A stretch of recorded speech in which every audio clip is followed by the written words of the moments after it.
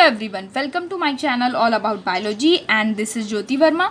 आज हम लोग बात करने वाले हैं डिफरेंस बिटवीन फिल्लोक्लेड, क्लैडोड और फिल्लोड की। ये क्वेश्चन बहुत ज़्यादा इंपॉर्टेंट है, हर जगह ये क्वेश्चन पूछा जाता है और आपको इन तीनों का बेसिक और मेजर डिफरेंस पता होना चाहिए। अगर आपको इन तीनों के बारे में डिटेल में जानना है तो इन तीनों पे सेपरेट डिटेल्ड वीडियोस मैंने बना रखे हैं, आप प्लेलिस्ट सेक्शन में जाकर देख सकते हैं। अब बात कर लेते हैं डिफरेंस की। डिफरेंस की अगर हम बात करें तो in the case of phylloclade it is a modification of stem.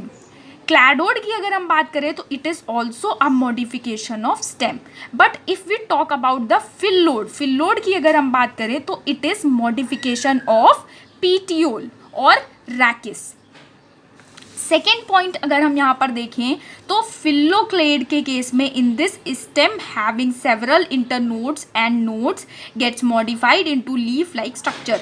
फिल्लोक्लेड के केस में क्या होता है, जो स्टेम होती है उसमें बहुत सारे नोड्स और इंटरनोड्स प्रेजेंट होते हैं जो कि flat flashy green leaf like structure के फॉर्म में कन्वर्ट हो जाते हैं।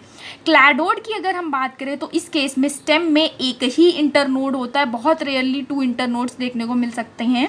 Single internode is modified into leaf like structure.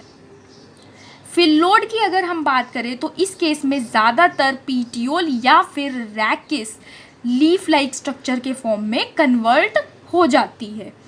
इसके अलावा अगर हम और डिफरेंस की बात करें तो फिल्लोक्लेड में बहुत सारे नोड्स और इंटरनोड्स होते हैं।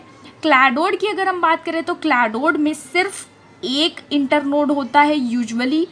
और अगर हम बात करें फिल्लोड की तो फिल्लोड के केस में नोड्स और इंटरनोड्स एब्सेंट हैं।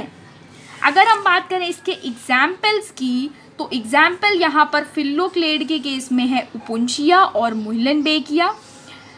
क्लैडोड के केस में एग्जाम्पल है एस्पैरागस और फिल्लोड के केस में एग्जाम्पल है ऑस्ट्रेलियन अकेशिया और पार्किंसोनिया, जिन्हें हम डिटेल में डिस्कस कर चुके हैं अपने प्रीवियस वीडियोस में।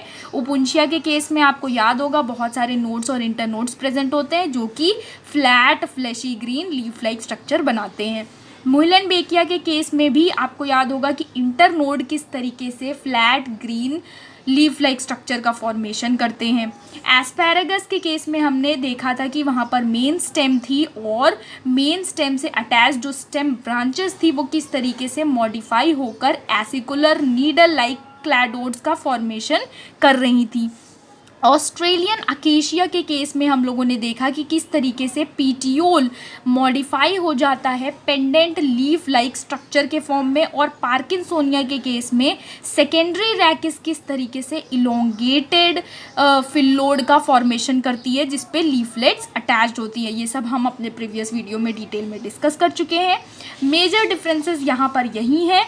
और इसके अलावा अगर आपको वीडियो पसंद आया तो चैनल को सब्सक्राइब करिए, लाइक करिए, शेयर करिए। Thank you so much.